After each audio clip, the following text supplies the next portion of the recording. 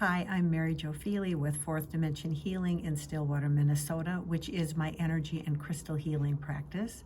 Also through my practice, I offer mentoring and light language healing sessions, and you can learn more about what I have to offer and perhaps something that might be able to support your own healing by taking a look at the link below this video. Additionally, I am the host of the Ask, Learn, Heal podcast and the director of the Center for Crystal and Healing Studies, which is my online school. And through my school, I offer a variety of healing coursework that is self-paced, it's blended. We have opportunities to connect together for mentoring within the context of each course.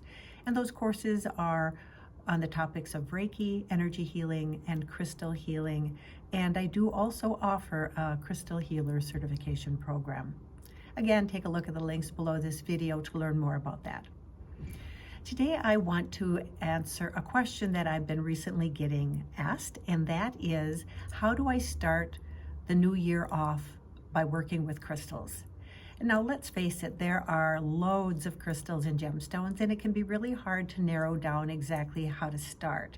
And one of the things that I think is important to remember is that when it comes to crystal healing, less is more. So I'm actually going to just share with you 5 of, I think, would be amazing stones to start with. Each of my gemstones are crystals that I'm going to be talking about, and for that matter, all of the times that you hear me teaching and talking about gemstone and crystal healing, I'm going to be connecting up the stones and crystals with the particular elements of earth, fire, water, wind, and storm, and how they each particular stone resonates with one or more of those particular elemental properties, because it all comes together when it comes to healing. So when I'm taking a look at the stones that we're going to be discussing briefly, I want you to be aware that I'm going to be working from physical body through the emotions and through the thoughts and mental processes and into more of that windy, inspirational, spiritual energy. So starting at that base level, which after all, we are physical, so let's start with the physical body. I would like to share with you that I think one of the primary stones that can be really beneficial for you would be Shungite. Shungite is a unique form of carbon. It is a particular form of carbon that is very much helpful in detoxifying and grounding and balancing the energy field through that earth element. I work with Shungite every day personally, and it's a wonderful stone to work with in by itself or in combination with other gemstones and crystals. Now, anytime you're curious about something I may share about a stone, you can take a look on my YouTube channel, and there's a little search bar right within the context of my YouTube channel, and just type in, for example, Shungite, and you will find a list of other videos that I have already available for you that you can learn more about Shungite. So Shungite is one, and I would say that's an important one for earth, for grounding, for clearing the energy field, and for detoxifying and releasing those unwanted energies that we pick up through the electromagnetic frequencies around us all the time. That's earth. The next stone I'd like to suggest that you consider, and you may have some of these, which would be amazing, is to work with carnelian. Carnelian is a fire element stone. It is about creativity. It is about motivation. It's about getting things moving. And that's the beauty of working with a stone that resonates with fire. So there's a lot of activity with it. Now, we are in the Northern Hemisphere in the midst of winter, so we don't have a lot of active solar energy happening right now. We tend to shift more into that kind of fiery time of year in spring and summer. So for some of us, working with a stone that is fiery, like carnelian, can really help us jumpstart some of what we are working on towards healing, towards perhaps some of the projects that we would like to see ourselves moving forward on. We're just, in the time I'm recording this video, we are coming out of the new year, and this is a time of making resolutions and thinking about what might my goals and wishes and dreams look like for this new year, working with a piece of carnelian which is a form of quartz. It's a form of, it's a cryptocrystalline form of quartz that can be really helpful. It's a very ordinary stone, and I love it because it's so ordinary, and we don't have to have super fancy stones to have phenomenal healing take place.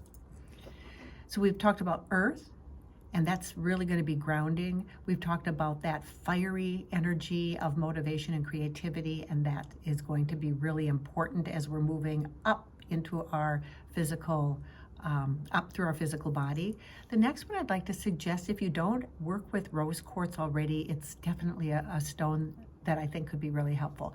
It also is a form of quartz. It's a cryptocrystalline quartz, and that simply means that if we looked at the structure of these cryptocrystalline quartzes deeply with a microscope, we would be able to see that they have that same kind of hexagonal structure that we might often see in more of a, here for example, here's a piece of clear quartz. We can much more readily see the shape of the way those molecules stack together and form.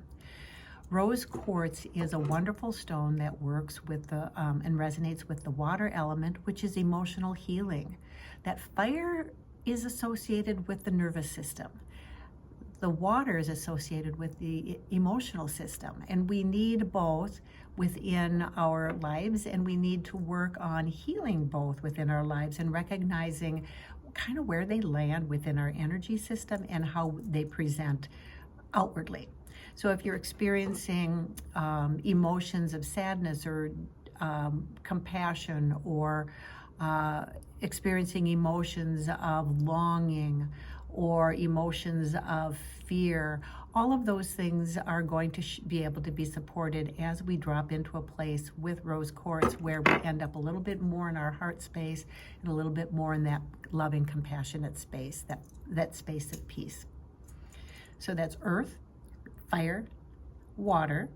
Now, wind is very kind of inspirational, and I like working with amethyst, and this is a piece of banded amethyst. Amethyst comes in all kinds of different presentations, and it also is quartz. You know, you're going to hear me say that a lot, and if you've heard other videos of mine, I say that all the time, because quartz, silicon dioxide, is very, very abundant and is found in many gemstones and crystals. Amethyst is wonderful for helping us to really live into and open into our spiritual nature, into some of those visions that when we're thinking about moving into the new year, what kind of visions and hopes might we have for this new year? Getting that mind calm and quiet and settled so that we can get a little bit more clarity around what might be a direction we'd like to move into. This is where the wind element is going to be important, and working with a piece of amethyst can be so supportive. So you are definitely going to find videos on all of these specific stones that I'm talking about individually, and also bundled within some of the context of my other videos on my YouTube channel. So that's wind. And then storm is an element that I work with, and storm is essentially an event that happens when all these other elements are all kind of blended and activated together. And this is where clear quartz is going to come in. So here's a piece of clear quartz. This is a single terminated piece, which means it has just one point where the direction of the energy flows. This point, or this edge here, would have been where it was attached to its base rock or its matrix. That's the word that we would use, that matrix, when it was growing within its cluster. So clear quartz is going to be a stone that helps to clear the entire energy field. It helps to activate the cell functioning. And so whenever we're working with energy healing, we are also trickling that down into the physical level as well, so that cells work better, our body relaxes better, we have an ability to rest and repair more effectively when our energy field is balanced, and gemstones and crystals can really support that. So this is, the clear quartz is the silicon dioxide, and this is the same quartz that is found in the amethyst. It is found in the rose quartz and the Carnelian as well.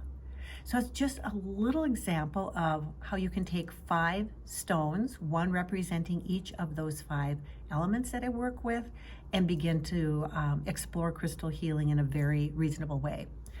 This particular group of stones that I've just talked with you about is actually a collection that I have through my online shop. It is my 5-piece toolkit set, and I have other options as well if you're looking to add more to your toolkit set. But these 5 are a fabulous way to engage in crystal healing to support your body, mind, and spirit. So take a look at the links below this video, go on out to my online shop, take a look at what I have to offer, and also explore what stones you already have. Go ahead and click on those, find those in my online shop, and you can learn more about what stones you already have. And my online shop allows you to filter by element. So maybe it's something that you'd like to explore. What is fire element? Learn more about the storm element, learn more about wind. I'm here to answer any questions you have. You can always send me a chat through my website. Go ahead and email me. I'm happy to support you as you explore crystal healing to benefit yourself and perhaps others as well. For now, I simply wish you many blessings. Be well.